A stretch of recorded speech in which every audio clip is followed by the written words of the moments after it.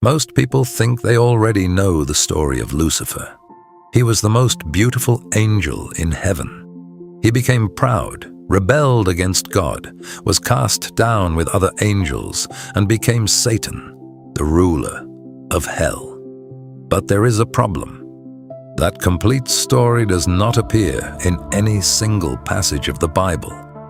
The word Lucifer did not originally begin as the personal name of the devil. Its original image was not a horned demon, but a brilliant light seen just before sunrise. So how did the morning star become the Prince of Darkness?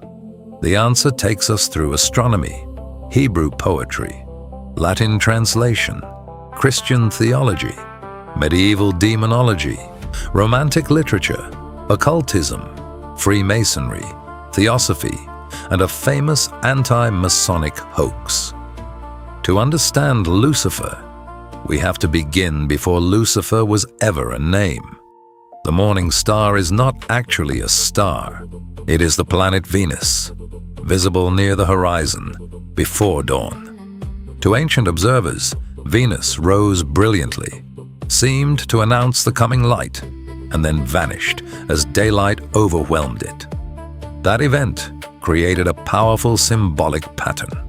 A radiant being rises toward heaven, appears almost sovereign, and then disappears before a greater light.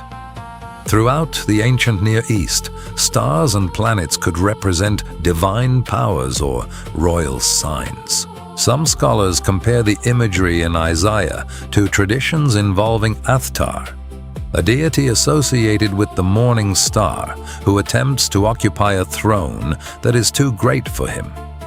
Isaiah is not simply retelling that myth, but the passage speaks within a symbolic world where cosmic ascent could represent royal ambition and downfall.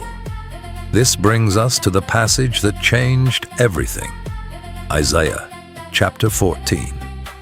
The chapter contains a taunt against the king of Babylon, a ruler who once terrified nations but has now been brought down. His power is broken. The dead are imagined receiving him in the underworld, astonished that the man who once shook kingdoms has become as weak as they are. Then comes the famous line. In Hebrew, the text calls him Helel ben Shachar, the Shining One, Son of the Dawn. The passage describes this figure declaring that he will ascend to heaven, raise his throne above the stars of God, sit on the mountain of assembly, rise above the clouds, and make himself like the Most High. Yet instead of reaching the summit, he is brought down into the depths. In its immediate context, this is a poem of political humiliation. A human ruler imagines himself as a cosmic, almost divine being, and Isaiah compares his collapse to the morning star, which rises brilliantly but cannot conquer the sun. This is the first major distinction. Isaiah does not introduce a fallen angel whose personal name is Lucifer. The text mocks a king through celestial language. Pride, ascent, and downfall are central to the passage, but the later biography of Satan is not yet fully present. Christian readers could still see a deeper spiritual rebellion behind the earthly tyrant.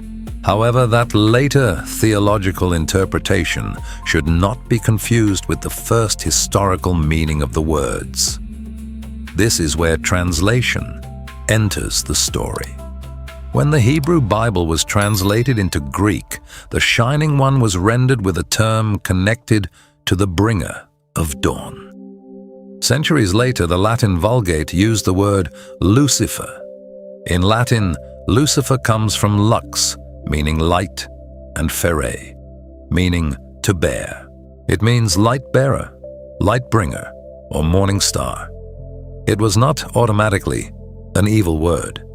In the Vulgate version of 2 Peter, the text speaks of the day dawning and Lucifer rising within the heart.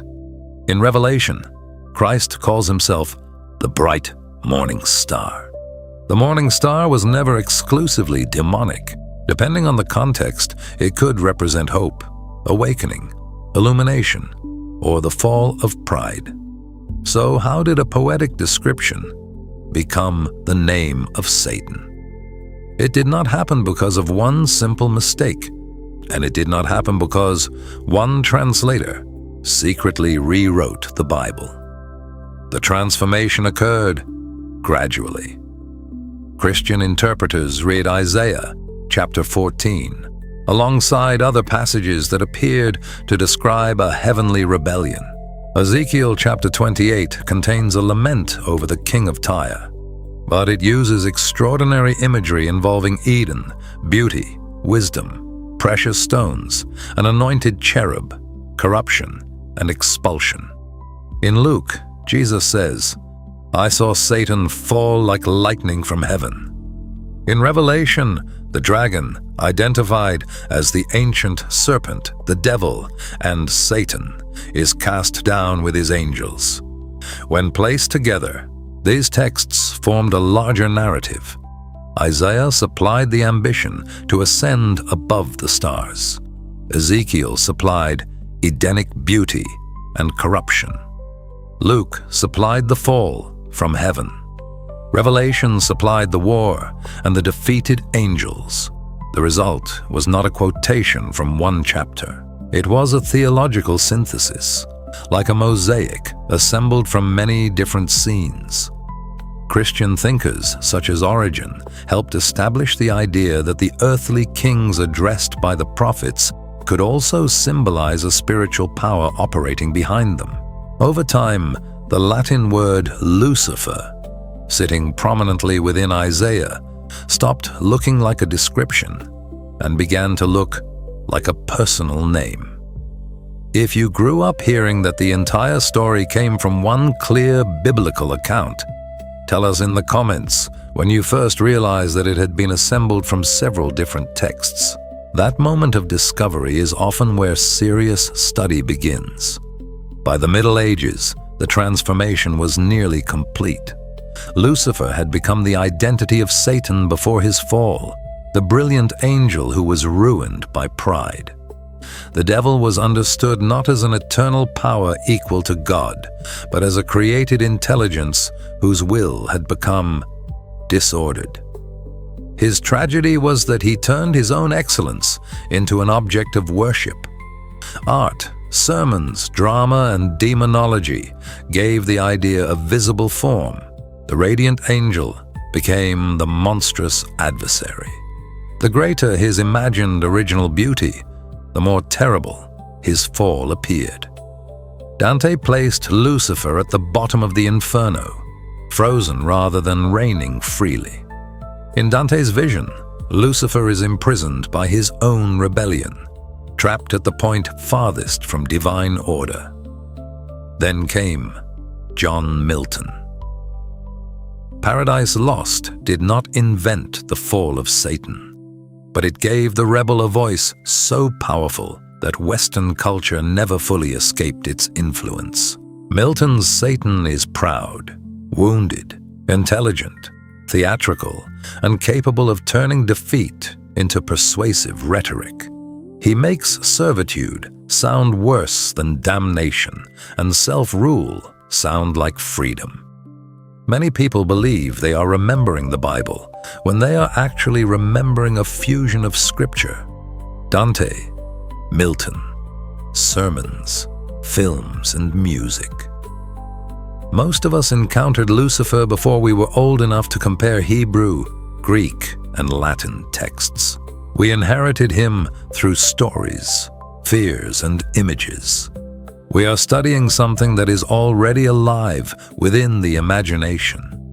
If this distinction between scripture, interpretation, and cultural memory is helping you see the subject more clearly, leave a like. It helps careful, long-form explanations reach people who are searching for more than recycled myths. But the history of Lucifer did not end with Christianity. During the Enlightenment and Romantic periods, the rebel angel was reinterpreted. For some writers, he became a symbol of resistance to tyranny, intellectual independence, imagination, and forbidden knowledge. The defeated enemy of heaven was recast as the figure who refuses to submit.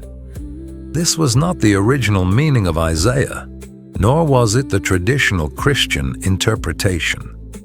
It was a new philosophical use of an ancient myth. That transformation opened the way for esoteric interpretations. Have you ever tried reading a book about esotericism, only to feel completely lost after just a few pages?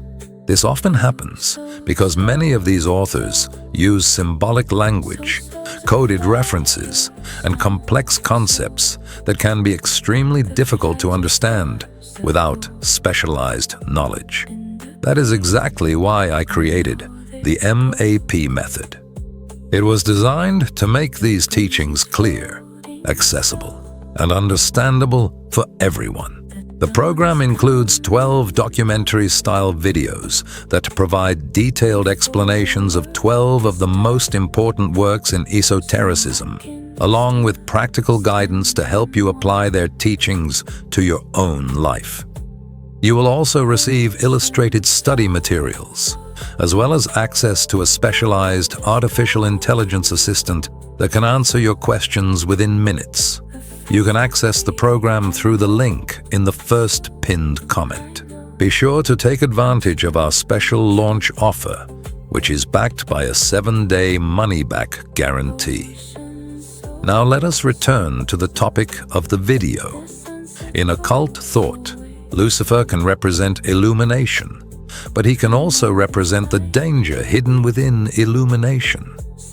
He may symbolize reason awakening from superstition, but he may also represent intellect separated from wisdom. He can be the fire of individual consciousness, but he can also be the ego that mistakes its own reflection for the source of all light. A light bearer can reveal the path, or blind the person holding the lamp. Éliphas Lévi treated spiritual light as a force that could either reveal or deceive, depending on the balance of the person working with it. His concept of the astral light was associated with imagination, will, and the medium through which forms are impressed. However, the same field that makes revelation possible can also magnify illusion. Knowledge without inner balance amplifies whatever already rules the seeker. Helena Blavatsky later chose Lucifer as the title of a theosophical journal. The choice was provocative, but it appealed to the older meaning of Lightbringer, the bearer of intellectual and spiritual illumination, rather than simply the Christian devil. Theosophical writings sometimes connect beings associated with fire to the awakening of human self-consciousness. The mind becomes both a gift and a crisis.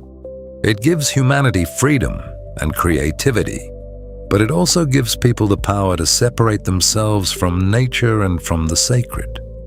The light of the mind creates the possibility of wisdom. It also creates the possibility of pride. This is why Lucifer is often compared with Prometheus, who steals fire for humanity. Both figures can represent a forbidden gift. However, Prometheus, the serpent in Genesis, the Satan of Job, the devil of later Christianity, and the Lucifer of occult literature come from different traditions. A symbolic comparison does not make them historically identical. The same caution is necessary when discussing Aleister Crowley and Thelema. Crowley is often inserted without precision into almost any story involving Lucifer. Thelema has its own distinct language, including true will, the holy guardian angel, Nuit, Hadit, and Rahor Kuit. Some readers draw Luciferian parallels involving awakening, rebellion, or solar consciousness, but reducing Thelema to the worship of Lucifer is misleading. The deeper, esoteric question is not whether Lucifer is secretly good or secretly evil. The deeper question is what happens when consciousness awakens to its own power. Does knowledge reconnect the human being with the divine source, or does it persuade the individual that no source exists beyond the self? Does freedom mature into responsibility, or does it collapse into self-adoration? Does the seeker carry the light, or become intoxicated by being seen as the person who carries it? Lucifer can symbolize the end of innocence and the beginning of self-consciousness. The individual begins to question inherited authority and seeks direct knowledge. That separation may be necessary, but if it becomes permanent, initiation fails. The seeker escapes obedience, only to become a servant of pride. Serious esoteric study therefore requires a double movement. First comes differentiation, and then comes reintegration. This brings us to one of the most persistent accusations surrounding secret societies, the claim that Freemasonry secretly worships Lucifer. There is no universal Masonic doctrine that establishes Lucifer as the hidden god of the craft. Freemasonry varies across different rites and jurisdictions, but claims of a central Luciferian cult are not supported by the structures of regular Freemasonry. Albert Pike is often quoted as though he openly declared Lucifer to be the god of Freemasonry. The passage most frequently circulated from Morals and Dogma is usually removed from its rhetorical context. Pike discusses the paradox of a name, meaning light-bearer becoming associated with the spirit of darkness. His language is dense and easy to weaponize, but fragments taken from quotations do not prove the existence of a secret religion. Even more influential was the Taxil Hoax. During the late 19th century, Leo Taxil published sensational stories claiming to expose satanic and Luciferian practices within Freemasonry. He invented characters, rituals, organizations, and supernatural events. His stories spread because they confirmed what frightened readers already wanted to believe. In 1897, Taxil publicly confessed that the entire affair had been a fraud. Yet the myth survived. Once a story satisfies fear, it can outlive the destruction of its evidence. Variations of Taxil's inventions still circulate among people who have never even heard his name. Do you believe Lucifer can still be studied as a symbol of light, pride, and consciousness without being confused with devil worship? Or have centuries of tradition made that separation impossible? Share your interpretation in the comments. Modern Luciferianism is not a single religion. Some Luciferians are non-theistic and treat Lucifer as an archetype of self-knowledge and intellectual freedom. Others hold esoteric or theistic beliefs and may regard Lucifer as a real spiritual intelligence. Their relationship with Satanism also varies, so they cannot responsibly be reduced to one system of belief. So what does Lucifer truly mean? Historically, Lucifer means light bearer and refers to the morning star. In Isaiah, the shining sun of the dawn is a poetic image applied to the fall of an arrogant ruler. Within Christian tradition, Lucifer became the name of Satan before his fall through a long synthesis of scripture, theology, translation, and interpretation. In literature, he became the supreme rebel, brilliant, proud, eloquent, and ultimately ruined. In occult thought, he may symbolize illumination, autonomy, intellect, initiation, forbidden knowledge, and the danger of spiritual inflation.